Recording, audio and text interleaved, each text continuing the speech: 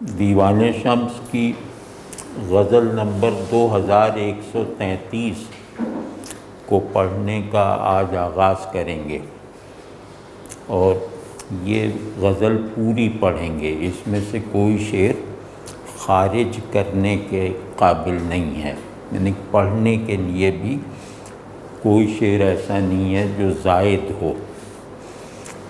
تو یہ غزل بھی دیوان شمس کے عمومی مزاج کے مطابق ہے، اور وہ مزاج یہ ہے کہ مولانا تکنیکی طور پر غزل مسلسل لکھتے ہیں۔ تو غزل مسلسل کی پہچان کے کچھ عناصر ہیں۔ ایک تو اس میں ایک سادہ تسلسل ہو کہ یعنی اس کا مضمون اور خیال ایک سچویشن بنا کر تسلسل کے ساتھ ہو، مطلب اس میں جو باتیں کہی گئی ہوں وہ ایک نیم نثری تسلسل رکھتی ہوں، اور اس تسلسل کا جو ظرف ہے، جو سچویشن ہے، وہ ایک ہو۔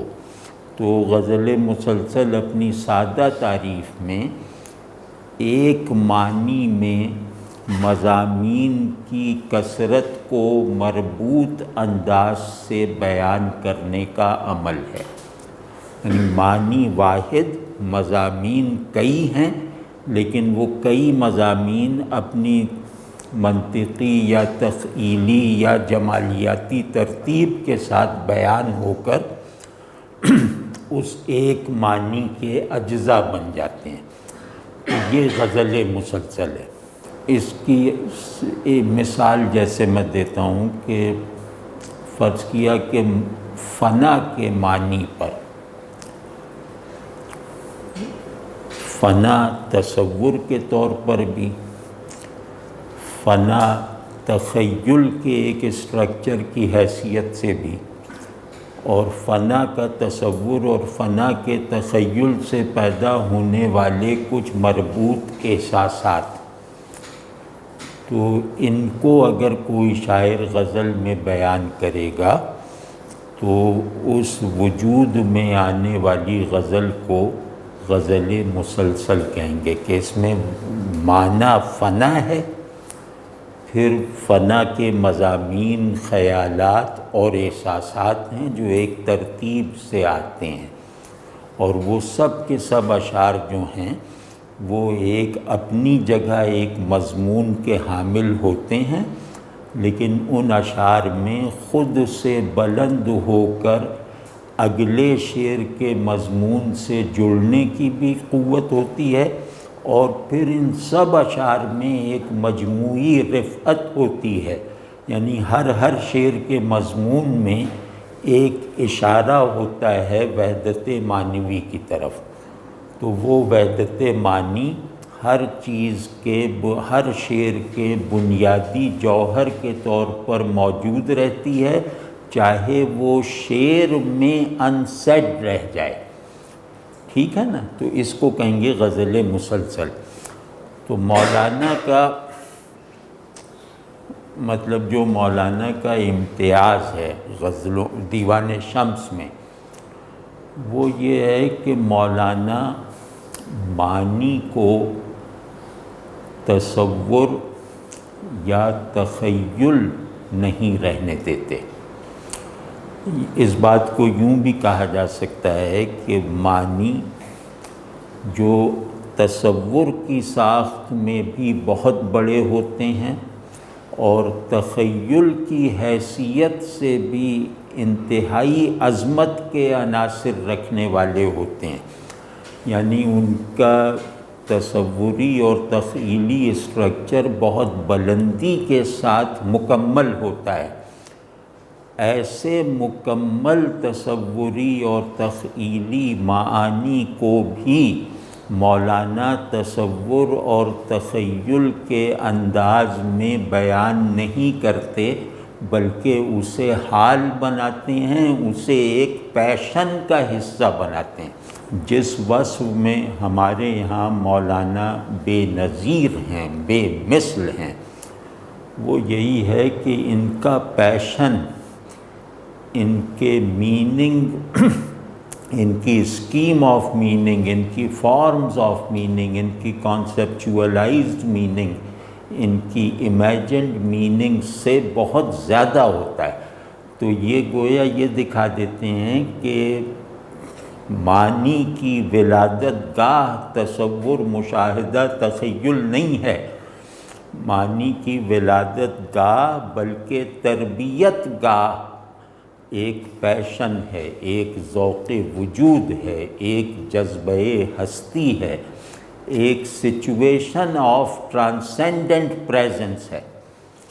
تو آپ سمجھ رہے ہیں، تو مولانا کا یہ ایسا امتیاز ہے کہ دنیا کی بڑی شعری روایتوں میں بھی مولانا کے اس امتیاز پر اصرار کیا جا سکتا ہے کہ مولانا دنیا کے بڑے شاعروں میں یہ امتیاز رکھتے ہیں کہ انہوں نے معنی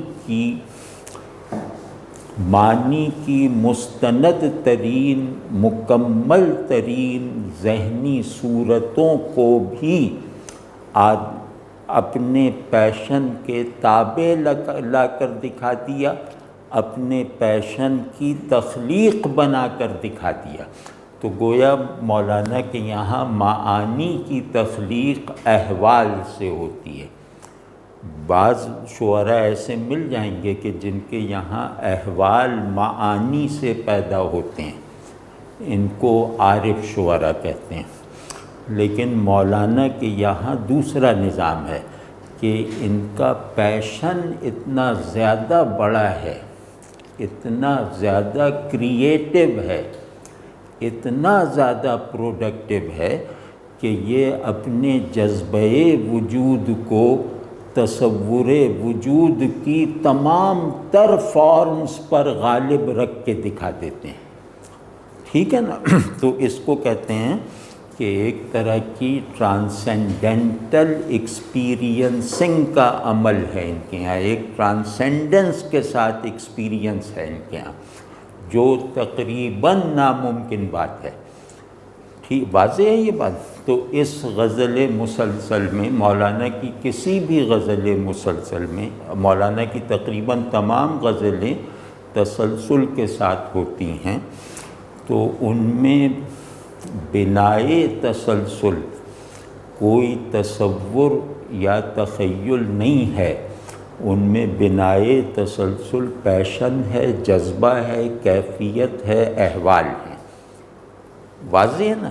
تو ایک آدمی کا حال، ایک آدمی کے اندر ہونے والی ہیپننگز اتنی زیادہ بڑی ہیں کہ ذہن ان کو گلمسز میں کیچ کرتا ہے، تخیل ان کو ٹکڑوں میں بانٹ کر دیکھنے پر مجبور ہے۔ اگر اس دعوے کی تصدیق چاہیے ہو تو مولانا کے سوا کہیں اور نہیں جانا چاہیے۔ ٹھیک ہے نا؟ یہ ہے۔ تو اب اس مزاج میں رہ کے دیکھیں کہ مولانا عموماً جو ہے وہ خارج میں ایک سچویشن یا ایک واقعاتی انداز کا منظر بناتے ہیں، اور اس منظر کو پھر وہ ابتدائی میں انٹرنلائز کر لیتے ہیں۔ بناتے وہ منظر خارج میں ہیں، لیکن وہ خارج میں وہ منظر بنتے ہی گویا خارج میں ہونے کی حالت کو ختم کر کے باطن میں لگے ہوئے کینوس پر نقش ہو جاتا ہے۔ یہ ایک دوسرا صنائی کا کمال ہے، یہ ایک ایک اتنا بڑا امتیاز ہے کہ فردوسی کو نصیب ہو جائے تو وہ فخر کرے، یعنی کہ بالکل شاعرانہ معیار پہ۔ یعنی آدمی ایکسپریشن کو مکمل ہوتے ہی انٹرنلائز کر لے، یعنی اس کا سائیکل آف ایکسپریشن ایسا بن جائے کہ اس کا جو ایکسپریشن کا سبب جو تجربہ یا تصور ہے وہ اپنی پیورٹی کو ایکسپریس ہو جانے کے بعد بھی برقرار رکھنے والی حرکت کا حامل ہے۔ یہ بہت بڑی بات ہے۔ یہ مولانا کے یہاں گویا جیسے جنگلی پودوں کی طرح اگی ہوئی خصوصیت ہے، یعنی مولانا کا شاید ہی کوئی شعر اس چیز سے خالی ہو، واضح ہے نا؟ تو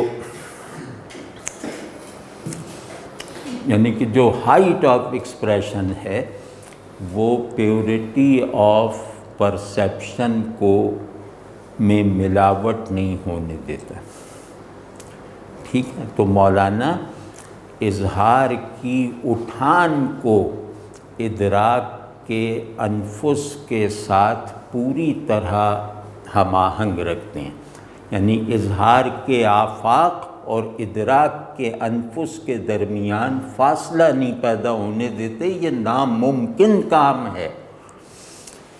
تو اب اس کو ذہن میں رکھ کے سنیں، دیکھیں سچویشن خارج میں ہے طلوع صبح کی، بالکل خارجی عمومی ہر آدمی کے تجربے میں آیا ہوا واقعہ یا آ سکنے والا واقعہ کہ فجر کا وقت ہو چلا ہے، بس یہ سچویشن ہے، ٹھیک ہے نا؟ رات جو ہے وہ اپنے اختتام پر ہے، اپنے جبری آفاقی اختتام پر ہے۔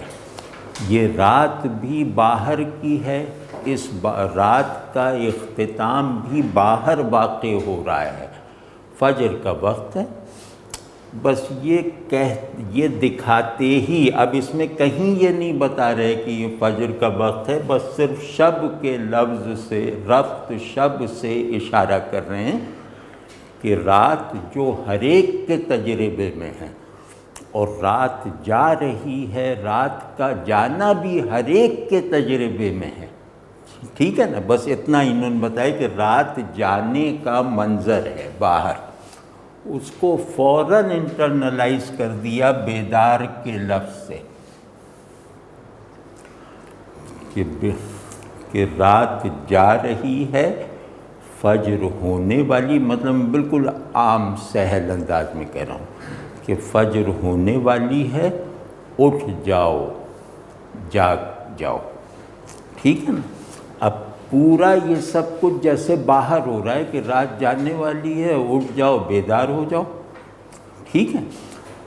اب دوسرے مصرعے میں آ کر اس کی انٹرنلائزیشن کو اتنا مکمل کر دیتے ہیں کہ یہ واقعہ اپنی خارجی حیت اور در و بست میں گویا ذہن سے نکل جاتا ہے، یعنی اس کے معنی بننے کے عمل سے رات کے جانے کا واقعہ گویا خارج ہو جاتا ہے۔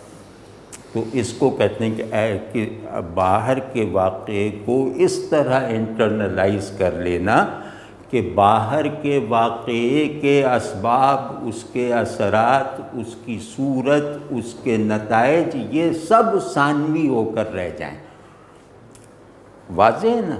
تو اس کے لیے اصطلاح ہے کہ صورت اور حقیقت کی یکجائی کے لمحے میں صورت زائل ہو جاتی ہے، تو انفس اور آفاق کے ملنے کے نقطے میں انفس باقی رہ جاتا ہے، آفاق غائب ہو جاتا ہے، مطلب تھیری یہ ہے اس کے پیچھے۔ تو کہہ رہے ہیں کہ بیدار، اب اس میں الفاظ کی تکرار دیکھیے گا، اور تکرار وہ ایسی ہے کہ جیسے اللہ تبارک و تعالی سے آداب اظہار سیکھنے والے بندے کا پیرایہ اظہار ہے یہ، وہ تکرار سے معنی پہ تاکید کرنا۔ اور پہلا امر جو ہے وہ سادہ امر ہے، یعنی جو ارادے کو مخاطب کرتا ہے۔ دوسرا امر جو ہے وہ کنڈیشنر ہے، وہ آپ کے پورے وجود کے اندر مرکزی حال بننے کا مطالبہ کرتا ہے۔ آپ سمجھیں، ان میں جہاں بھی تکرار ہے ابھی بتاتا ہوں کہ پہلا امر سادہ سا واقعاتی سا عملی اور ارادی ہے، اور اس معاً اس کا اسے جو دہرایا گیا ہے اس امر کو، اس سے اس امر کی انڈیکیشن، درجہ، نتیجہ اور مطالبہ بدل جاتا ہے، اور وہ یہاں کچھ کرنے کا مطالبہ ہے، یہاں ہونے کا مطالبہ ہے۔ تو تکرار کیا ہے کہ کرنے کا حکم اور ہونے کا تقاضا، ٹھیک ہے نا؟ تو اب کہہ رہے ہیں کہ بیدار ہو جا، بیدار ہو جا، خبردار، ہاں ہوشیار، رات جا رہی ہے، اٹھ جا، بیدار ہو جا، یہ اس کا ترجمہ ہے۔ تو اب ذرا غور کیجئے کہ ایک عام سے واقعے کو انٹرنلائز کر کے پھر اس کا جو لوکیل آف انٹرنلائزیشن ہے اس کا بھی انکار کیا جا رہا ہے۔ اس شعر کی 3 سٹیجز ہیں۔ باہر کے واقعے کو حذف کر دیا گیا انٹرنلائز کر کے، اس کے بعد انٹرنلائز کرنے والا لوکیل اور کرنے والا ایجنٹ، ان دونوں کی بھی نفی کر کے اس کی ٹرانسینڈنس کو اسٹیبلش کر دیا گیا۔ یہ ہے یہ شعر۔ تو اب جو میں نے ابھی کہا ہے وہ اس کی شرح ہے، اس کے مطابق اس کو دیکھیے کہ بیدار ہو جا اے سوئے ہوئے آدمی جو رات میں سب کی طرح، میری طرح، اس کی طرح، اس کی طرح سو رہا ہے، تو بیدار ہو جا۔ تو نے نیند کے نظام کو قبول کیا، بیداری کے نظام میں داخل ہونے کا مطالبہ بھی پورا کر۔ یعنی یہاں جو سویا ہوا ہے اسے بیدار ہونے کو کہا جا رہا ہے، تو حقارت سے نہیں کہا جا رہا، ٹھیک ہے نا؟ یعنی سونا کوئی عیب نہیں بتایا جا رہا ہے اس سٹیج پر، پہلی سٹیج پر، کہ اے سوئے ہوئے بیدار ہو جا، فجر کا وقت ہو گیا ہے، رات چھٹنے والی ہے، رات جانے والی ہے، صبح نمودار ہونے کو ہے، بیدار ہو جا۔ یہ بالکل واقعہ۔ اب دوسرا جو دہرایا ہے کہ بیدار شو، اس کا مطلب یہ ہے کہ پہلے بیداری جو ہے وہ ایک جیسے فزیکل عمل ہے، اب دوسری بیداری جو ہے وہ اسپریچول عمل ہے، کہ تو بیدار ہو جا، یعنی جس جاگنے سے تو مانوس ہے، جاگنے کے جس اسلوب کو تو جانتا ہے، جاگنے کا جو مطلب تو سمجھتا ہے، یعنی رات کو سونے کے بعد جاگنے کا جو مفہوم تو خود سمجھتا ہے، اس مفہوم میں جاگ اٹھ۔ اب یہ کہہ رہے ہیں کہ دوسرا مفہوم جو ہے اس کی ریئلائزیشن بھی تیرے اندر ہے، اور وہ مفہوم اخلاقی اور روحانی ہے کہ نیند سے طاری ہو جانے والی غفلت سے نجات پا۔ یہاں بدن پر طاری ہو جانے والی نیند سے نکل، یہاں روح پر طاری ہو جانے والے خواب اور غفلت سے خود کو نجات دے۔ یعنی بیدار ہو جا پورے جسم کے ساتھ، پوری روح کے ساتھ، یہ تکرار ہے۔ اور خبردار، کا مطلب ہے کہ جیسے کوئی الہیاتی گونج ہے اس میں، یعنی یہ لگتا ہے کہ جبریل علیہ السلام کے منہ سے نکل رہی ہے کہ خبردار، ہوشیار، جیسے یہ ایسی ہی ہے جو سورہ اسرافیل میں ہے کہ ہوشیار، خبردار، قیامت آ گئی، ٹھیک ہے؟ مطلب یہاں پر جیسے سارا کچھ دار و مدار پہ لگا ہوا ہے۔ اب ایک حرف ہے، حرف انتباہ ہے، حرف تنبیہ ہے، ایک حرف میں اس شعر کی پوری معنوی وسعت سمٹ گئی ہے۔ یہ قدرت کلام ہوتی ہے۔ اور یہ بالکل حرف ہے، یہ لفظ بھی نہیں کہلا سکتے، حرف تنبیہ ہے۔ تو کہ تیرا ہونا نہ ہونا، ہونے اور نہ ہونے کی ہر سطح پر منحصر ہے، موقوف ہے، ڈیپینڈنٹ ہے اس لمحے بیداری پر، یہ ریئلائز کر لے، ورنہ تو محمل طریقے سے معدوم ہے اور لا یعنی ڈھب سے موجود ہے۔ تیری موجودیت اور معدومیت بھی ایبسرڈ ہو کے رہ جائے گی اگر تو نے اس وقت اس لمحے کو گنوا دیا، بیداری کے اس لمحے کو۔ تو خبردار، ہوشیار، یعنی اسٹیٹ آف ریئلائزیشن میں رہ، اسٹیٹ آف ایکچوئلائزیشن میں رہ، خبردار۔ اور رات گئی، رات جا چکی، اب تیسری مرتبہ کہہ رہے ہیں بیدار شو۔ اب کہہ رہے ہیں کہ اپنے جسم کے ساتھ بیدار ہو جا، اپنی روح کے ساتھ بیدار ہو جا، اور تیسری مرتبہ کہہ رہے ہیں کہ اپنا ساتھ چھوڑ کر بیدار ہو جا، اپنے بغیر بیدار ہو جا۔ ان دو میں اپنا شامل ہے نا، اپنے جسم، اپنی روح۔ تیسرے میں کہہ رہے ہیں کہ اپنے بغیر بیدار ہو جا، تو جسم اور جسم سے بلند ہو کر روح ہے، روح سے بلند ہو کر کچھ اور بھی ہے، اس کچھ اور کو ریئلائز کر کے بیدار ہو جا، اس کچھ اور کی، اس ناخود خود کی ریئلائزیشن میں بیدار ہو جا۔ دوسرے میں اس میں لفظ زیادہ نہیں ہیں، چند الفاظ ہیں، ان کی تکرار ہے، اور ان تکرار سے پیدا ہونے والے جیسے تقدیری معانی ہیں۔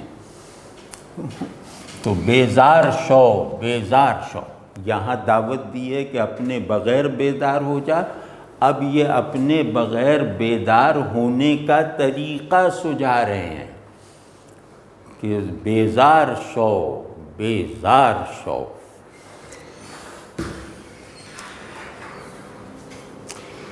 تو اب یہ بیزار شو اور یہ بیدار شو، یہ اسی ترتیب کے ساتھ ایک دوسرے سے جڑے ہوئے ہیں۔ یہ حسن اظہار ہے، یہ کمال اظہار ہے۔ ابھی دیکھیے گا یہ بھی 3 مرتبہ بیزار شو کہیں گے، جیسے 3 مرتبہ بیدار شو کہا ہے نا، اسی طرح 3 مرتبہ بیزار شو کہیں گے، اور ہر جگہ بیزاری جو ہے اسی ترتیب سے بیداری کے ساتھ جڑی ہوئی ہے، یعنی بیزاری بیداری کی شرط ہے۔ بیزار ہوئے بغیر بیدار نہیں ہو سکتے۔ وہ یہ کہ جسم کی کسل سے بیزار ہوگے تو جسم بیدار ہوگا، ٹھیک ہے نا؟ روح کی غفلت سے بیزاری پیدا کرو گے تو روح کو جاگنا میسر آئے گا۔ اب تیسرا میں ابھی بتاتا ہوں، ٹھیک ہے نا؟ تو کہہ رہے ہیں کہ اس بے خودی پر مبنی بیداری کا راستہ یہ ہے کہ پہلے اپنے جسم ہونے سے بیزار ہو جا، یعنی اپنے جسم ہونے کو ڈس اون کر، اور پھر کہہ رہے ہیں کہ اپنے روح ہونے سے بھی بیزار ہو جائے، اس سے بھی آگے نکل۔ یہ جسم اور روح دونوں تیرے 2 پڑاؤ ہیں، ان دونوں پڑاؤں اور منزلوں سے آگے بڑھ۔ تو دوسری بیزاری جو ہے وہ اس بات سے ہے کہ میں صرف روح نہیں ہوں، پہلی بیزاری یہ ہے کہ میں صرف جسم نہیں ہوں، ٹھیک ہے؟ تو جہاں تو نے اپنی جسمانیت اور روحانیت دونوں کو اپنے وجودی کمال کے 2 مراحل سمجھ کر ان سے آگے بڑھنے کا جذبہ اور شعور پیدا کر لیا، تو پھر اب بتاتے ہیں کہ تیسری بیزاری اور بیداری کیا ہے کہ وز خیش ہم بیزار شو، کہ پہلے تو اس بات سے بیزار ہو جا کہ تو کیا نہیں ہے۔ تیسری اور آخری بیزاری یہ ہے کہ تو اس بات سے بیزار ہو جا کہ تو کیا ہے۔ آپ سمجھے نا؟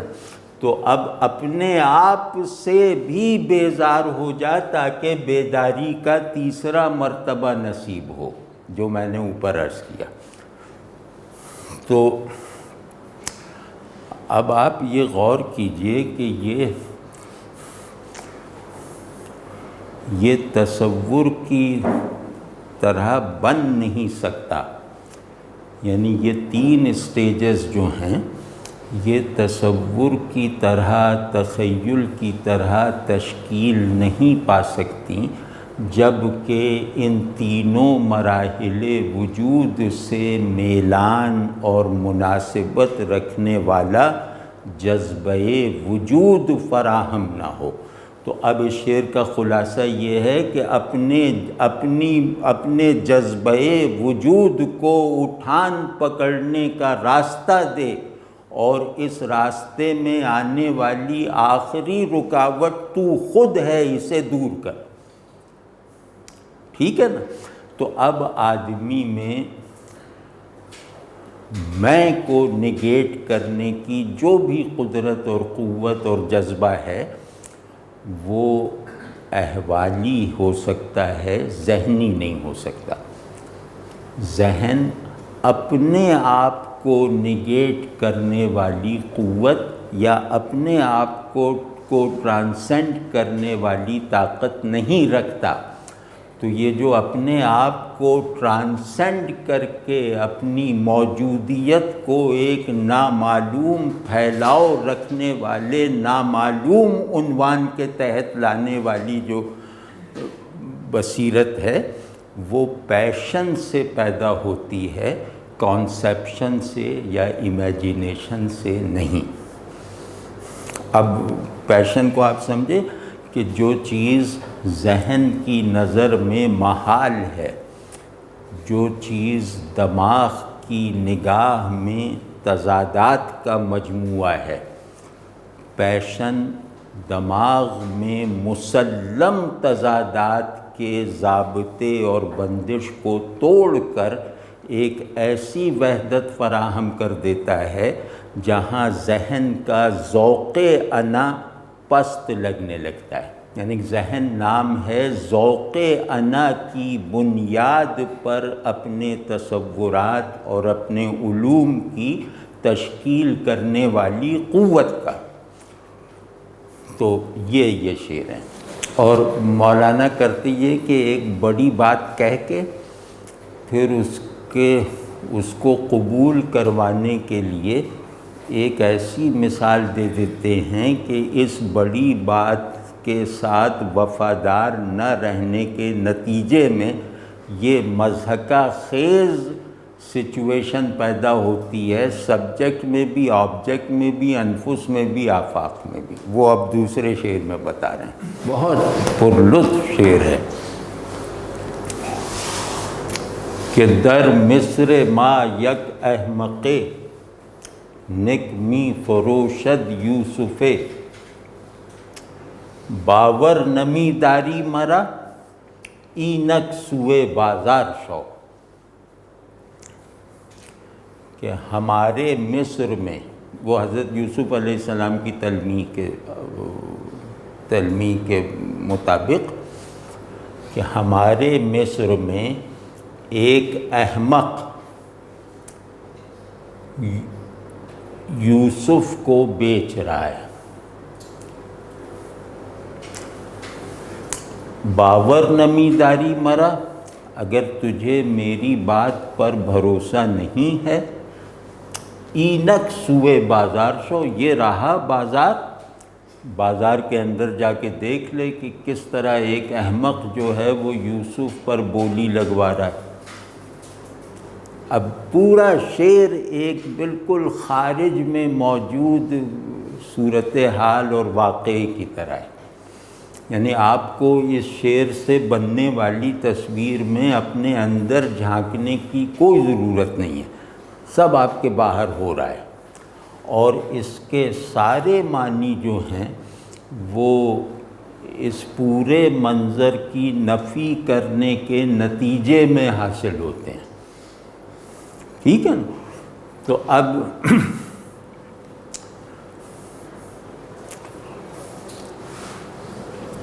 مصر یہ سمجھنا ہے، یہ علامتی معنی میں ہے، احمق کو سمجھنا ہے، یوسف کو سمجھنا ہے، اور ہاں یہ تین چیزیں سمجھ لیں، اور بازار کو احتیاطاً سمجھ لینا ثانوی طور پہ۔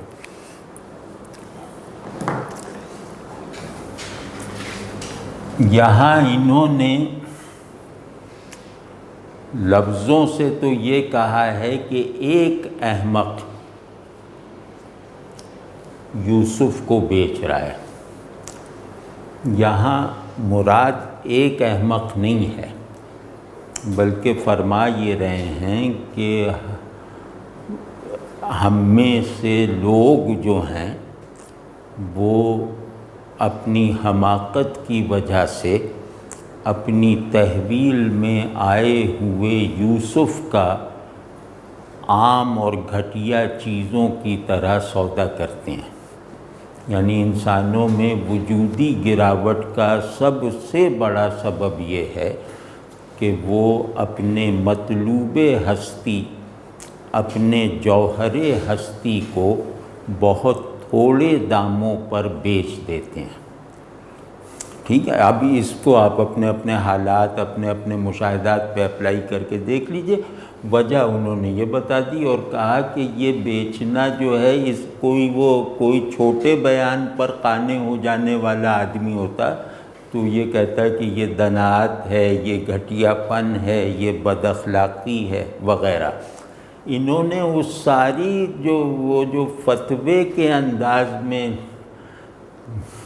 جو تفصیلاتی ہے ایسا فعل کرنے والے کے جو عنوانات فتوے کی زبان میں آتے ہیں، اس سے بالکل الگ رہتے ہوئے اسے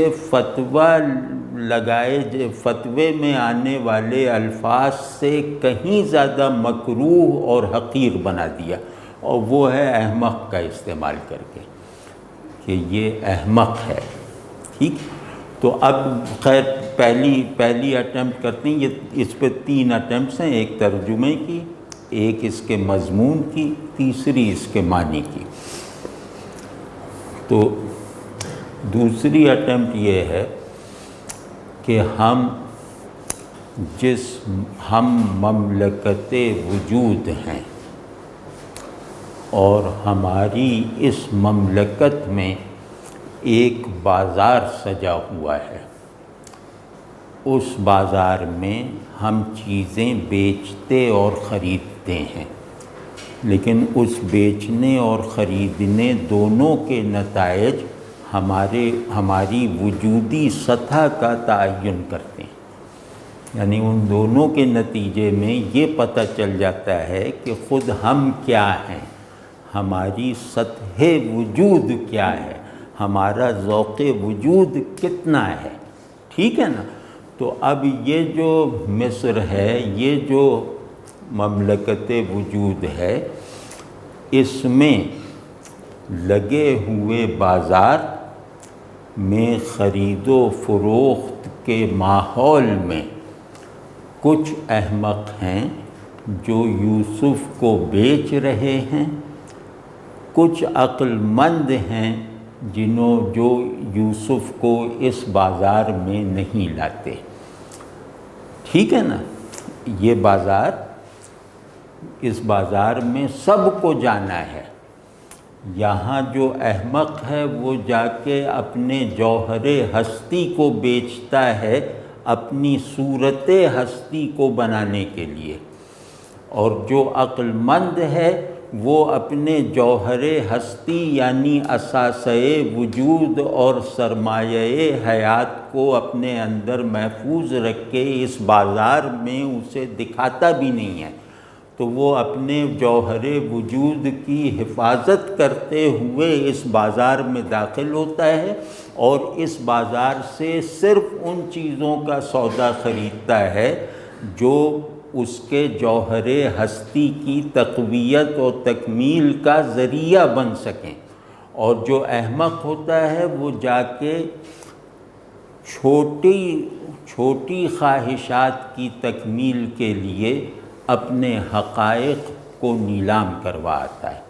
ٹھیک ہے نا. اب یہ بھی بالکل واضح اور مانوس منظر ہے کہ انسان کا دنیا سے تعلق دو ہی طرح کا ہوتا ہے کہ یا تو آدمی دنیا کا ہو جاتا ہے یا دنیا کو اپنا بنا لیتا ہے. تو جو دنیا کا ہو جاتا ہے وہ احمق ہے، جو دنیا کو اپنا بنا لیتا ہے وہ عقل مند ہے. ٹھیک ہے نا.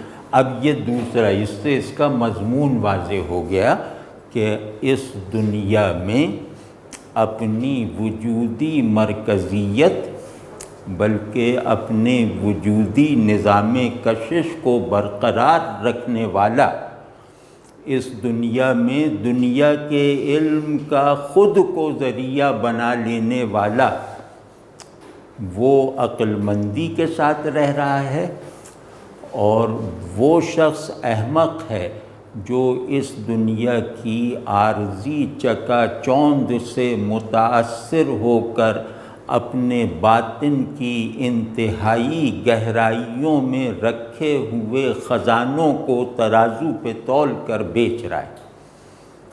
ٹھیک ہے نا.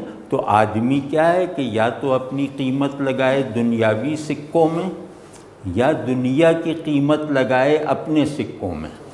تو جو دنیا کی قیمت اپنے سکوں میں لگاتا ہے وہ عقل مند ہے، اور جو خود کو برائے فروخت رکھتا ہے اور دنیا کے سکوں کو اپنی قیمت سمجھتا ہے وہ نالائق اور احمق. یہ اس کا مضمون ہے. ابھی تیسری اٹیمپٹ کرتے ہیں. اب اس کا معنی، اس کی معنوی سطح.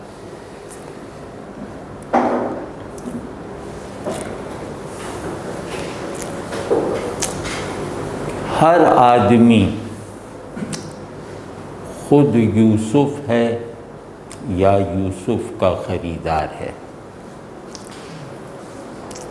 نہیں، خریدار میں نے غلط کہا. اس پہلو سے دیکھیے کہ ہر آدمی یا تو یوسف ہے یا یوسف فروش ہے،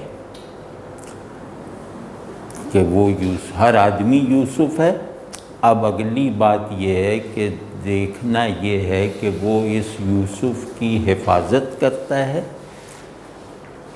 اس یوسف کی دیکھ بھال کرتا ہے، یا اس یوسف کو جن سے بازار بناتا ہے. ٹھیک ہے. تو اس سے پتہ چلے گا کہ یہ آدمی کس درجے کا ہے. تو کہہ رہے ہیں کہ جو شخص اپنے یوسف ہونے کو پہچانے بغیر اسے فروخت کرنے کی سرگرمیوں میں ہے، وہ نہ صرف یہ کہ اپنے ہونے کا کوئی اپنے ہونے سے جاہل ہے، بلکہ یہ کہ وہ اپنے اوپر ظالم ہے.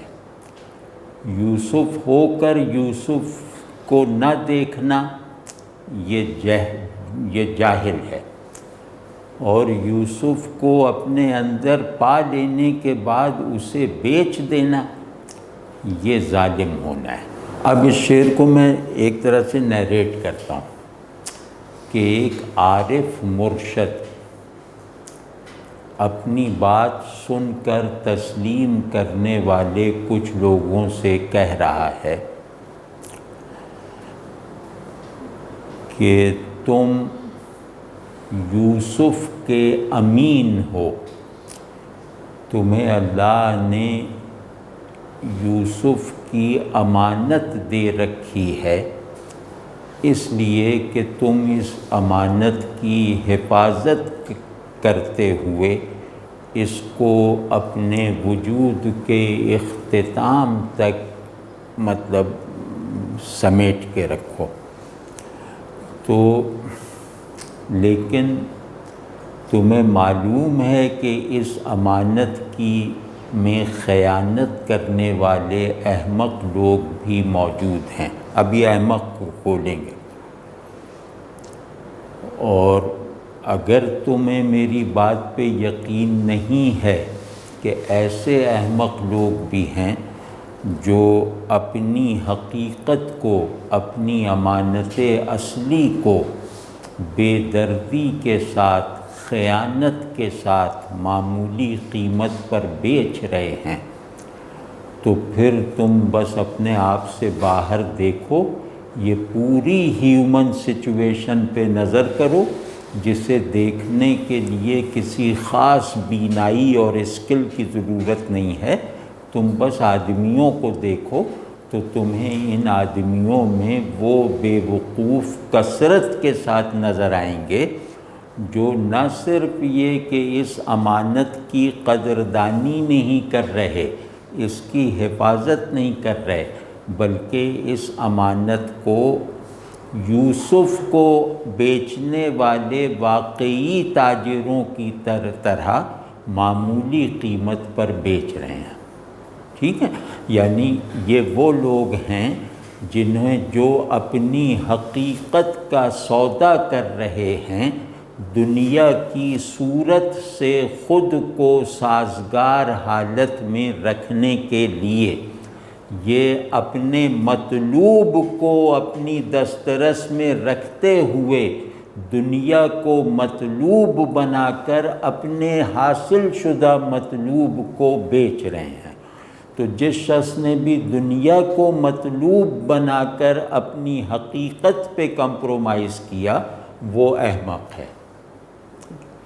اب اس کو پچھلے مطلع سے ملا کے دیکھیں نا، تو وہ کہہ رہے ہیں کہ میری اس بات پہ کہ اپنے ہر تعین سے بیزاری اور ٹرانسینڈنس اور ڈیٹیچمنٹ پیدا کرو، وہ اگر تمہاری سمجھ میں اپنی بلندی حال کی وجہ سے نہیں آ رہی، تو تم اپنے چاروں طرف موجود عملی سچویشنز کو دیکھ لو، تو تمہیں پھر ایسے لوگ نظر آ جائیں گے جن کی طرح بننے سے میں تمہیں بچنے کی دعوت دے رہا ہوں۔ ٹھیک ہے، یہ تو مصر کا میں نے عرض کر دیا کہ مصر کا علامتی مطلب کیا ہے؟ احمق۔ اس میں دو طرح ٹیکنیکل نفاستیں ہیں، وہ کھولتے ہیں۔ احمق کسے کہتے ہیں؟ قرآنی اصطلاح میں جو جاہل ہے وہی احمق ہے۔ احمق کہتے ہیں اپنے حقیقی مفاد سے بے خبر آدمی کو۔ پہلا اسٹیپ یہ کہ جس کو اپنا حقیقی فائدہ نہ معلوم ہو، وہ دکھائی دینے والے فائدے جو دراصل نقصان کا ذریعہ ہیں ان پر رک کر رہ جاتا ہے، وہ احمق ہے۔ اس کا دوسرا مطلب یہ ہے کہ وہ شخص احمق اور جاہل ہے جو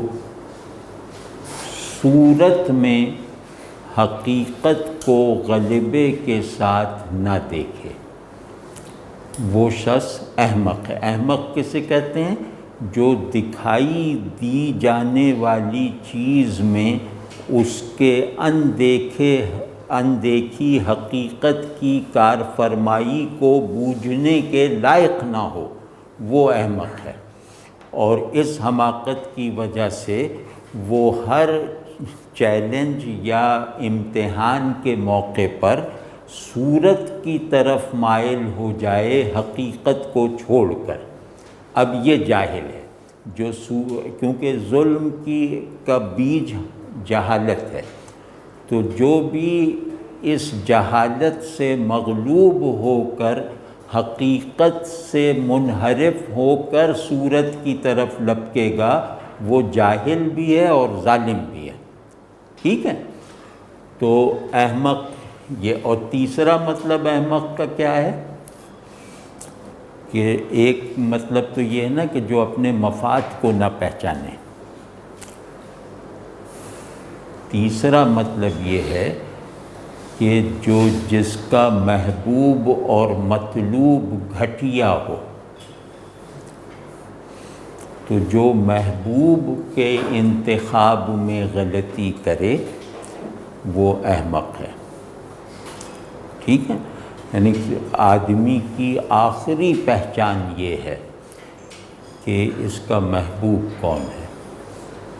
یہ پہچان بھی نہیں ہے کہ اس کا معبود کون ہے، اس کا حاکم کون ہے. یہ پہچان آخری نہیں ہے. آخری پہچان جس سے اس شخص کا درجہ پتہ چل جائے گا کہ اس کا محبوب کون ہے.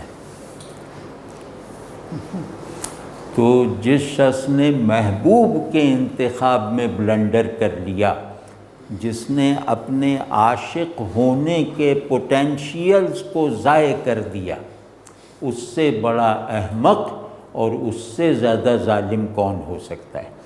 تو جو یوسف کو بیچ رہا ہے چند ٹکوں کے عوض، اس سے بڑھ کر محبوبیت کی ناقدری کرنے والا اور اس سے بڑھ کر عاشق ہونے سے منحرف ہو جانے والا کون ہو سکتا ہے. ٹھیک ہے نا. تو یوسف، اچھا وہ ہو گیا احمق. یہ یوسف کہتے ہیں جو صورت میں بھی کامل ہو، حقیقت میں بھی کامل ہو.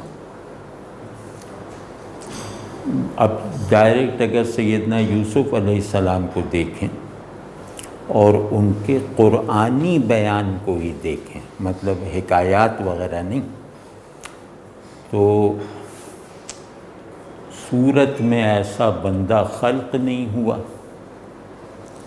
اور پیغمبر تھے تو حقیقت میں کامل تھے. ٹھیک ہے. یعنی صورت پرستی کرنے والا بھی یوسف پر اپنے سفر کو ختم کرنے پہ راضی ہو جاتا تھا. آپ سمجھ رہے نا کہ مطلب وہ ایسے نبی تھے کہ جن کی صورت معجزہ تھی. ٹھیک ہے نا. تو صورت میں کامل، حقیقت میں پرفیکٹ. تو کہہ رہے ہیں کہ یہ وہ آدمی ہے کہ اس کی یہ اتنا احمق ہے کہ اس کی صورت پرستی بھی گھٹیا درجے کی ہے. یعنی کہ صورت پرستی حماقت اور جہالت ہے، لیکن اس کی جہالت اس درجہ گری ہوئی ہے کہ یہ صورت پرستی کے مذہب میں بھی ٹھیک جگہ پہ نہیں کھڑا ہوا، ورنہ یہ یوسف کو نہ بیچتا. یعنی زلیخا سے اگر کہتے کہ یوسف کے دام ہم لگاتے ہیں، یہ لے لو، تو زلیخا یوسف کو نہ بیچتی. وہ زنانِ مصر جو تھیں جنہوں نے انگلی کاٹ لی تھی اپنی، وہ یوسف کو کسی قیمت پہ نہ بیچتی اگر یوسف ان کا مال ہوتے. سمجھ رہی نا. تو وہ اب یہ کہہ رہے ہیں کہ یہ بے وقوف صورت کا بھی گھٹیا تصور رکھتا ہے. مطلب اس سے بڑا احمق اور اس سے بڑا پستی کا مریض کون ہو سکتا ہے جو صورت پرستی کے جذبے پر ہی چلتا ہو اور لیکن اس کا تصور صورت بہت گھٹیا ہو. آپ سمجھ. تو یہ ایسے ہیں کہ ان کی صورت بھی گھٹیا ہے، انہوں نے صورت کے پہلو سے بھی یوسف کی قدر نہ کی. ٹھیک. اب اس سب کو ملا، اور یہ بازار کا خیر وہ کہ بازار جو ہے یہ بازار ہے محبوب بیچنے اور خریدنے کا بازار. یہ بازار عشق ہے. تو تمام ہیومن سرگرمیاں بازار میں ہو رہی ہیں، اور اس بازار میں صاف دکھائی دے رہا ہے کہ خیالات اور نظریات کا اختلاف تو چھوٹا ہوتا ہے، اس میں صاف دکھائی دے رہا ہے کہ ان کے ذوق کی، ان کے عشق کی، ان کے جذبہ ہستی کی سطح کیا ہے. آپ سمجھ بھی. خیالات تو چلو آج ہیں کل میں نے بدل لیے، لیکن یہ جو ذوق جمال، ذوق وجود، ذوق ہستی ہے، یہ تو اس طرح تھوڑی بدلا جا سکتا ہے جس طرح خیال اور نظریے کو بدلا جا سکتا ہے. ٹھیک ہے نا. تو آپ کہہ رہے ہیں کہ یہ دنیا ذوق وجود کی نمائندگی کرنے والا بازار ہے، جہاں پر آ کر کھوٹا کھرا الگ ہو جاتا ہے، جہاں دیکھا جاتا ہے کہ تم بیچتے کیا ہو، خریدتے کیا ہو، اور یہ بیچنا اور خریدنا سب محبت کے ترازو پہ ہو رہا ہے. ٹھیک ہے نا. تو یعنی جہاں محبوب بیچا اور خریدا جاتا ہو. تو اب اس میں اس کا جو اگر میں کہوں ایک جملے میں اس کا جو خلاصہ ہے وہ خلاصہ یہ ہے کہ خوبصورتی کے مظاہر کو حق سے منقطع کرنے والا ذوق جمال سے محروم ہے، اور حق کے مغز کو جمال کا پیراہن نہ پہنانے والا حق کی ناقدری اور ناشکری کا مریض ہے، حق کے ساتھ تعلق کا کوئی حال نہیں رکھتا۔ جس کا حق جمیل نہیں ہے وہ حق پر نہیں ہے، جس کا حق جلیل نہیں ہے حق نے اسے قبول نہیں کیا۔ اب یہ بات یاد رکھنے کی ہے کہ میں نے حق کو قبول کیا، دیکھ لو میرا حق جمیل ہے، اور دوسرا زاویہ یہ کہ الحمدللہ حق نے بھی مجھے قبول کر لیا، اس کا امتحان یہ کہ حق جلیل ہے، حق زور والا ہے۔ اس کا مطلب ہے کہ اگر حق مجھ سے مینیفیسٹ ہو گیا اپنے زور آور ہونے کی جہت سے، اپنے بڑائی کے پہلو سے، تو اس کا مطلب ہے کہ حق نے مجھے قبول کیا، اور حق میرے ایکسپریشن میں، میرے احساسات میں، میرے رویوں میں ایک جمالیاتی بنت رکھتا ہے، تو اس کا اشارہ اس طرف ہوگا کہ میں نے حق کو صحیح زاویے سے قبول کیا ہے۔ یہ دو باتیں یاد رہنی چاہیے، ٹھیک ہے نا؟ تو ان میں دونوں پہلو شامل ہیں۔ یہ بازار وہ ہے جس میں اللہ بھی خریدار ہے، جس سے یہ پتہ چلتا ہے کہ کس کا سودا اللہ نے خریدا ہے اور کس کا سودا شیطان نے خریدا ہے، کون اللہ والا بن کے ترازو گاڑ رہا ہے، کون شیطان کا بندہ اور اپنے نفس کا بندہ بن کر مال کا سودا کر رہا ہے۔ اچھا، وہ جو تکنیکی بات کر رہا تھا وہ یہ کہ لکھتے وقت چھوٹی یا سے لکھتے ہیں نا، احمقے۔ اب ہم لوگ جو دری والے ہیں، جو ہندوستانی یا غیر ایرانی فارسی والے ہیں، وہ بڑی یہ اور چھوٹی یہ میں فرق کرتے ہیں، لکھنے میں بھی بولنے میں بھی، لیکن ایرانی روایت جو ہے اس میں بڑی یہ نہیں ہے، تو اس میں تلفظ بھی چھوٹی یہ کا ہوتا ہے، کتابت بھی چھوٹی یہ کی ہوتی ہے۔ تو اس پہلو سے ایرانی روایت تلفظ اور تحریر کے پہلو سے اب یہاں احمقی اگر ہم پڑھیں اور اس کو اپنے ذوق لسانیات کے مطابق بھی احمقی کہیں، تو اس میں یہ شخص نہیں ہے، یہ روایت ہے، یہ رویہ ہے۔ احمقی کا مطلب ہے حماقت کی روایت، اور یوسفی کا مطلب ہے یوسف کی ٹریڈیشن۔ اب آپ دیکھو کہ ہندوستانیوں نے فارسی میں کتنی معنوی جہتوں کا اضافہ کیا جسے ایرانیوں نے ماننے میں دیر لگائی، اب مانتے ہیں، مطلب اس کو کیچ نہیں کر پایا ایرانی ذہن، کہ جو صرف بڑی یا کے اضافے سے ہم نے اس زبان میں ایک رچنس، ایک معنوی وسعت پیدا کی ہے۔ تو اب یہ جو پہلو ہے اس کو صرف دری والا سمجھ سکتا ہے، اہل زبان نہیں۔ یہ پہلو وہ ہے جو ہندوستانی فارسی روایت میں رہنے والا اسے اپریشیٹ کرے گا، ایرانی نہیں، ٹھیک ہے نا؟ تو ایرانی تو احمقی کہے گا اور اس کو ایک احمق یا کسی احمق کے معنی ملے گا، یوسفی کہے گا اس کو یوسف کے معنی ملے گا، ایک یوسف کے معنی ملے گا، ٹھیک۔ لیکن ہم جب یوسفی کہیں گے تو یہاں یا نسبتی ہے، پھر ہم کہیں گے یوسف کی روایت۔ احمقی جب کہیں گے تو کہیں گے حماقت کی روایت۔ تو اس میں بھی بڑی وہ خوبصورتی ہے کہ دیکھو حماقت کی روایت اور یوسف کی روایت جو ہے یہ دونوں پیرلل چلتی ہیں اس بازار میں، اور اس میں جو بھی حماقت کی روایت میں کھڑا ہو کر یوسف سے نسبت پیدا کرے گا وہ اپنی گراوٹ پر گویا مہر تصدیق ثبت کر دے گا۔ اور کیونکہ مولانا دری کے شاعر ہیں، مولانا تو ظاہر افغانستان کے تھے اور ترکی میں رہے، مطلب اپنی ہوش کی عمر ترکی میں گزاری، تو ان کی جو زبان ہے وہ غیر اہل زبان کی زبان ہے، مطلب ان کی فارسی وہ جو سب دری کے اس میں ہے، دری کہتے ہیں اس فارسی کو جو ایران کے باہر رہنے والوں میں مروج ہو، سینٹرل ایشیا، افغانستان، ہندوستان۔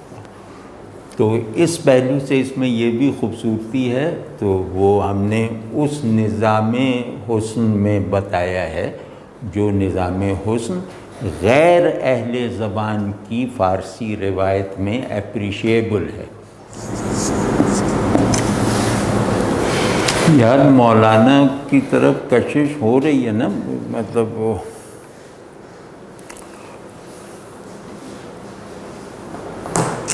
یہ بات تو جو ہے نا قابل قبول ہو سکتی ہے، یہ عذر تو مانا جا سکتا ہے کہ خیال کے بعض اسٹرکچرز پرانے ہو جاتے ہیں، تو اگر اس انداز میں آج خیال یا تصور کی تعمیر کی جائے تو وہ اجنبی لگنے لگتی ہے،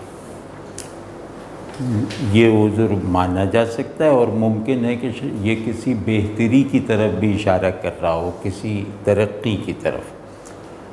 لیکن دوسری جو صورت ہے کہ احساسات بننے کا عمل، یعنی کلاسیکی احساسات بننے کا عمل جذبے کی تشکیل کا روایتی سانچہ اجنبی بن جائے، تو اس کا مطلب ہے کہ اب ہم زوال میں ہیں، ٹھیک ہے نا؟ تو یہ ہو سکتا ہے کہ علم کلام کی پرانے علم کلام کی تشکیل کرنے والی لاجک اور اس لاجک پر مبنی پورا نظام استدلال آج ہمارے لیے غیر مانوس اور غیر نتیجہ خیز ہو جائے، اور یہ بھی ممکن ہے کہ اس کے اجنبی بن جانے کی وجہ ہماری کوئی ذہنی ترقی ہو، یہ بھی ممکن ہے، گو کہ ہے نہیں ہمارے ساتھ، لیکن یہ بہرحال یہ ممکن ہو سکتا ہے کہ مدلول ایک ہے، اس کی طرف دی جانے والی دلیلیں بدلتی جائیں، تو یہ ذہنی ترقی کی بھی نشانی ہو سکتی ہیں۔ لیکن یہ کہ جہاں محبوب ایک ہے، جہاں احساسات اور جذبے کا ہدف اور مقصود ایک ہے، وہاں کلاسیکی روایتی یا روبہ کمال تہذیبی مرحلوں پر تشکیل اور اظہار پانے والے احساسات اور کیفیات اور احوال آج ہمارے لیے حسی سطح پر احوالی درجے میں نامانوس اور اجنبی ہو جائیں، تو اس کا مطلب یہ ہے کہ ہم کسی غیر انسانی تنزل کا شکار ہو چکے ہیں۔ تو مولانا یہ معیار ہیں، مولانا اس بات کا معیار ہیں کہ اس سے ہم یہ چیک کر سکتے ہیں کہ ہم روحانی طور پر پیشن کی سطح پر ذوق وجود کے درجے میں کسی پستی کا شکار ہیں یا کسی بلندی کی حالت میں کھڑے ہوئے ہیں۔ تو اگر کسی شخص کو مولانا کے نظام احساسات یا مولانا کا جو پیشن آرڈر ہے اس سے مغایرت یا اجنبیت محسوس ہو رہی ہے، تو اس کا مطلب ہے کہ وہ یقینی طور پر کسی بہت بھیانک بحران میں مبتلا ہے، کسی بہت بڑی کمی کا شکار ہے، کیونکہ احساسات کا تسلسل اگر برقرار نہ رہ سکے تو اس کو کسی بھی طریقے سے کسی بھی دلیل سے کمپنسیٹ نہیں کیا جا سکتا اور صحیح قرار نہیں دیا جا سکتا، ٹھیک ہے نا؟ اب ہماری ایک احساساتی گروتھ ہے، وہی حقیقی ہے، ہمارے ذہنی سفر نامے کی منزلوں کا بیان حقیقی نہیں ہے، کیونکہ ذہن کی حاصل کردہ ہر چیز خود ذہن کی نظر میں بھی پڑاؤ ہے، منزل نہیں، لیکن احساسات جو ہیں وہ مسافر اور منزل کے تعلق سے پیدا ہوتے ہیں۔ ذہن جو ہے وہ سفر، مسافر اور پڑاؤ کی نسبت کے اصول پہ چلتا ہے، اور قلب جو ہے وہ مسافر اور منزل کی نسبت سے آگے بڑھتا ہے۔ آپ سمجھ رہے ہیں نا؟ تو احساسات میں اگر ہمیں کوئی مغایرت اس کے معیاری بیانات سے محسوس ہو تو اس کا مطلب یہ ہے کہ میں اپنے سفر کی منزل سے مطابقت اور مناسبت نہیں رکھتا۔ واضح ہے یہ بات؟ تو اس میں نے میرے مطالعے کی حد تک اس کی سب سے بڑی کسوٹی دیوان شمس ہے، کہ جو آپ کی بالکل ایک آئینے کے سامنے آپ کھڑے ہو جائیں گے کہ آپ پیشن، احوال، کیفیات اور ذوق وجود کی کس سطح پر ہیں۔ تو اب دیکھیں، بے چون ترا بے چون کند، روئے ترا گلگوں کند، خار از کفت بیروں کند، واں گہ سوئے گلزار شو۔ ہماری دو اصلیں ہیں، دو پرنسپلز ہیں، کونیاتی بھی، انفسی بھی، ایک جلال ایک جمال۔ پوری کائنات انہی دو ستونوں پر کھڑی ہوئی ہے، انہی دو اصول پر اس کائنات کا مزاج معدومیت اور صورت موجودیت طے ہوتی ہے۔ ٹھیک ہے؟ تو ہمارے موجود ہونے میں اگر ہمارے معدوم ہونے کا پہلو شامل نہ ہو تو ہمارا موجود ہونا بے معنی ہے۔ اسی طرح ہماری معدومیت کے تخیل اور احساسات میں اگر ہمارے وجود کا ایلیمنٹ داخل نہ ہو تو ہماری معدومیت بھی مہمل ہے۔ ٹھیک، اب اس ساری ذمہ داری کو نبھانے کے لیے طرز فکر سے زیادہ ایک طرز احساس ضروری ہے۔ تو وہ طرز احساس یہ ہے۔ تو یہ لگ رہا ہے کہ جیسے ہمارا جو جمال کا پرنسپل ہے، وہ پرنسپل اپنی مینیفیسٹیشنز سے ماورائی کی حالت میں بلا وسیلہ انداز میں ہمیں ان لفظوں میں پکار رہا ہے۔ تو بیچوں یہ کھولنے والے ہیں، لیکن پہلے ترجمہ کر دیں کہ بیچوں تجھے بیچوں بنا دیتا ہے، یعنی بیچوں کا سب سے بہتر ترجمہ سنسکرت میں ہے، وہ کسی اور زبان میں اتنا مکمل ترجمہ نہیں، وہ ہے نرگن، یعنی تمام صفات، اوصاف، اپنے بارے میں تصورات سے ماورا ہونا۔ تو بیچوں کہتے ہیں جس سے یہ نہ کہا جائے کہ کیا ہے، کتنا ہے، کیسا ہے۔ ٹھیک ہے نا؟ تو بیچوں تجھے بھی بیچوں بنا دیتا ہے، اور تیرے چہرے کو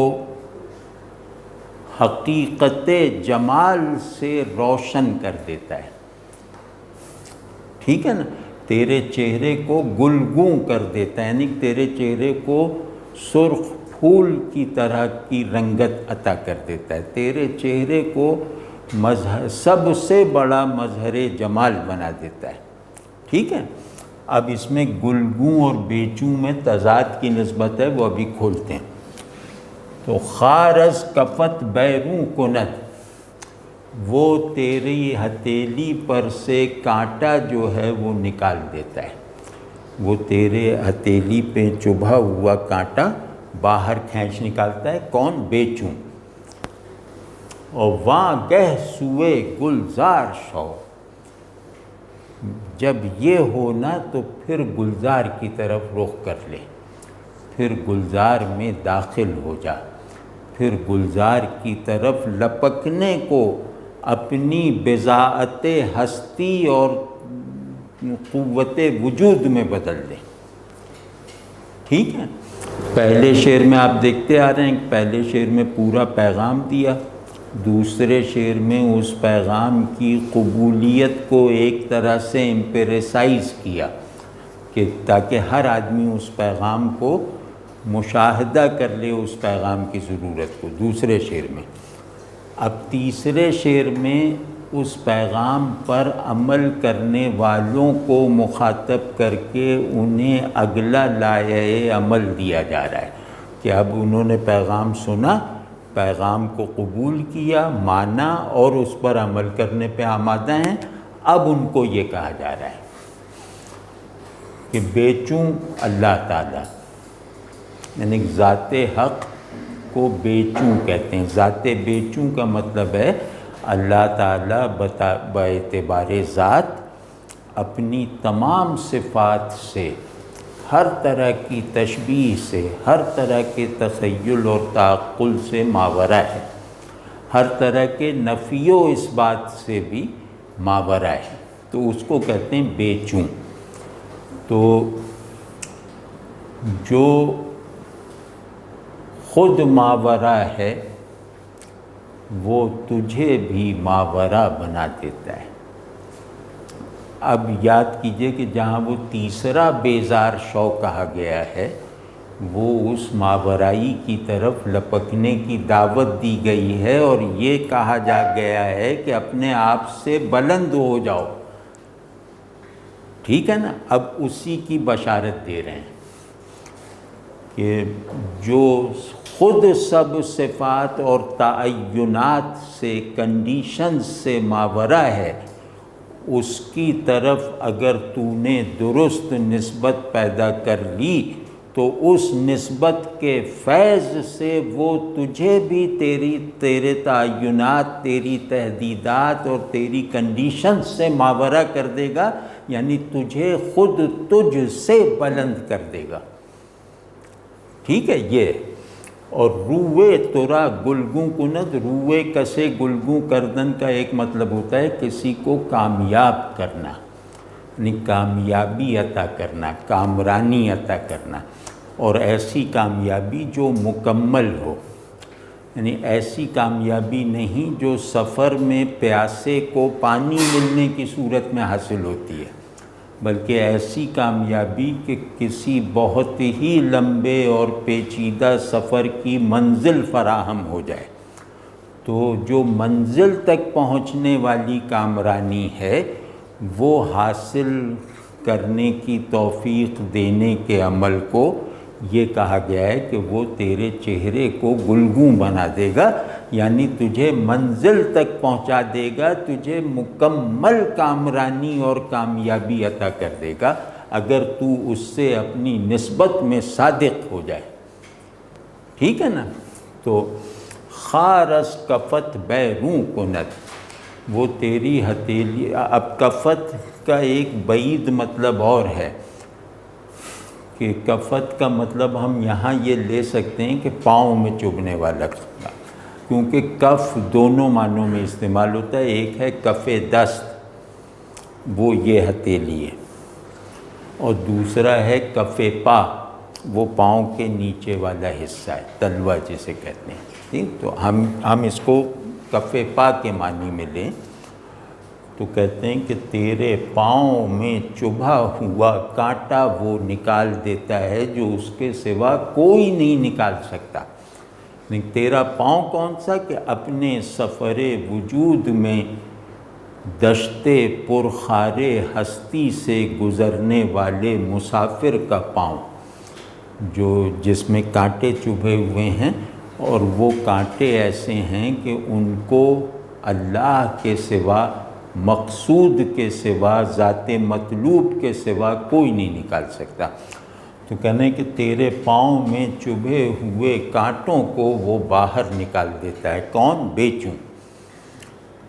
اور واں گہ سوئے گلزار شو، جب یہ سب مہربانیاں تجھ پر ہوتی ہیں تو پھر اس وقت تجھ پر یہ لازم ہے کہ تو گلزار کی طرف یکسو ہو جا، تو اس طرف یکسو ہو جا جہاں وہ ذات بے چوں جو ہے وہ اپنے احوال حضور پیدا کرتی ہے۔ گلزار احوال حضور ہیں کہ اس ذات بے چوں کو اس کی تنزیہ، ماورائیت اور ٹرانسینڈنس کے ساتھ پکڑ لے تو وہ خود تجھے بھی اپنے آپ سے بلند ہونے کی توفیق عطا فرمائے گا اور اس راستے پر چلنا آسان بنا دے گا جس میں مسافر قدم نہیں رکھ سکتا اپنے آپ کو چھوڑے بغیر۔ اور پھر جب تو اپنے آپ کو چھوڑ لے گا اور ذات بے چوں کے بنائے ہوئے راستے میں قدم رکھنا اور چلنا کوالیفائی کر لے تو پھر تجھ پر لازم ہے کہ تو اپنا رخ گلزار کی طرف رکھ، تجھ پر لازم ہے کہ پھر تو اس گلزار میں اقامت اختیار کر۔ کون گلزار؟ جہاں اس ذات بے چوں کے مظاہر جمال آباد ہیں، یعنی اس ذات بے چوں نے، اس آل ٹرانسینڈنس ذات نے اپنا ایک عالم حضور بھی پیدا کیا ہوا ہے تاکہ اس کو بے چوں ماننے والے اس کی طرف چلتے رہنے کا ذوق اور جذبہ پا سکیں۔ وہ اس نے اپنا ایک عالم مظاہر اور عالم حضور بنا رکھا ہے۔ پھر تو گلزار یعنی جنت حضور میں داخل ہو جا۔ اب واضح ہے نا کہ جب یہ سب ہو گیا تو سمجھ لے کہ تو اب جنت حضور میں ہے۔ گویا یہ دنیا ہی جنت حضور ہے کہ اس دنیا میں پھر رہنے اور دیکھنے اور سوچنے اور سب کچھ کرنے کے تمام سرگرمیوں کا سبسٹنس یہ ہو جائے گا کہ ہر چیز کو دیکھنا اس بے چوں کو گویا دیکھنے کا حال فراہم کرے گا۔ واضح ہے نا؟ تو اب یہ اس کو مطلب مربوط انداز سے کہیں تو یہ کہ ہمارا کام ہے اللہ کی ذات کو اس کے مرتبہ تنزیہ کے ساتھ مانیں اور اس ماننے میں صداقت اور شدت اور دوام پیدا ہو جائے تو پھر اسی دوام کا یہ پھل ہے کہ ہم جس بھی ماحول میں رہیں گے وہ ماحول اللہ کے حضور کا ماحول رہے گا۔ اس کی بے چونی، اس کی تنزیہ پر ایمان رکھتے ہوئے، اسے غائب مانتے ہوئے اس کے حضور میں رہنے کی توفیق نصیب ہو جائے گی۔ اور محبوب حقیقی جب ہم کہتے ہیں، محبوب حقیقی کا مطلب ہے کہ عشق کی واحد منزل، ہر عشق کی واحد منزل جو ہے وہ محبوب حقیقی ہے۔ تو محبوب حقیقی کی دو شانیں فطری ہیں، دو شانیں ضروری ہیں۔ ایک اس کی شان غیاب کہ وہ عاشق سے اوجھل ہے، اور ایک اس کی شان حضور کہ وہ عاشق پر ظاہر ہے۔ تو وہ محبوب بنائے جانے یعنی اپنے آپ کو پورا عاشق سمجھ کر اس پر نثار ہو جانے والی ذات نہیں ہو سکتا جو غائب اور حاضر بیک آن نہ ہو، کیونکہ اگر صرف حضور ہوگا تو عشق میں نمو کا عمل رک جائے گا، اور صرف غیاب ہوگا تو عشق کو آگے بڑھنے کا راستہ نہیں ملے گا۔ تو جیسے وہ حضرت علی کی ایک دعا ہے، اس میں ایک فریز ہے مدح کا، جیسے پرانے لوگ جو دعا کرتے تھے وہ ہماری طرح تھوڑی ہوتی تھی، اس میں پہلے اللہ کی شان بیان کرتے تھے یعنی کہ اللہ کی خوشامد کرتے تھے، ثنا بیان کر کے پھر دعا کرتے تھے۔ تو اس میں ایک فریز ہے کہ جو اپنی شدت ظہور سے غائب ہے اور جو اپنے غیاب سے حاضر ہے، اے وہ کہ تو اپنی شدت حضور سے غائب ہے اور اپنے دوام غیاب سے حاضر ہے۔ تو گلزار سمجھ گئے نا؟ گلزار کہتے ہیں ان پھولوں کو، ان کھلے ہوئے پھولوں کے مجموعے کو جن کی بہار ان کی طرح نظر نہیں آ رہی، یعنی جس بہار سے وہ کھلے ہوئے ہیں وہ بہار تھوڑی ہمیں دکھائی دیتی ہے۔ تو گویا اس طرح رہو کہ بہار کے حضور میں، بہار کے مظاہر کے درمیان بہار کے حضور میں رہو، بہار کے غیاب کی تصدیق کرتے ہوئے۔